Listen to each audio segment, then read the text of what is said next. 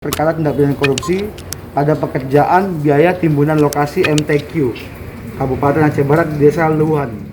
Syederun tim penyidik dari Kejaksaan Negeri Aceh Barat pada Rabu 3 Agustus 2022 sekitar pukul 14.30 waktu Indonesia Barat menggeledah kantor Dinas Syariat Islam atau DSI di Jalan Bakti Pemuda Senebu terkait dugaan korupsi pada pekerjaan penimbunan arena MTQ senilai 1,9 miliar rupiah. Dari dugaan sementara, kerugian negara mencapai 400 juta rupiah lebih yang bersumber dari dana otsus tahun 2020. Setelah mendapat izin dari pengadilan, pihak kejaksaan melakukan penggeledahan untuk mendapatkan data pendukung. Penggeledahan dipimpin langsung oleh Kepala Kejaksaan Negeri Aceh Barat Firdaus yang didampingi Kepala Seksi Tindak Pidana Khusus, Kepala Kasih Intelijen bersama para penyidik.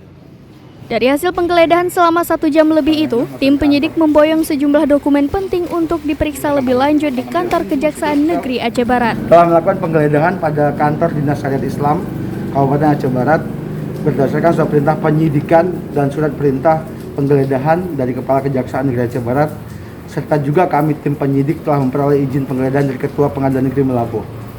Penggeledahan ini terkait dengan perkara tindak pidana korupsi pada pekerjaan biaya timbunan lokasi MTQ Kabupaten Aceh Barat di Desa Luhan pada Dinas Syariat Islam Kabupaten Aceh Barat yang bersumber dari dana otsus tahun anggaran 2020 dengan nilai kontrak sebesar 1.909.140.000 rupiah.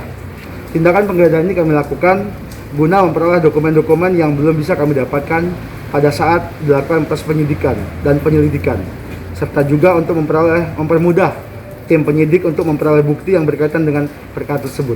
Apakah dalam hal ini sudah ada tersangkanya, Pak? Kalau dalam hal ini belum ada, Pak, karena masih penyidikan. Mungkin setelah penggeledahan kita minta audit BPKP, nah setelah itu mungkin bisa kita tetapkan siapa tersangkanya. Dari Melabuh, Sa'dul Bahri, Serambi On TV. Nanti dong, hubungi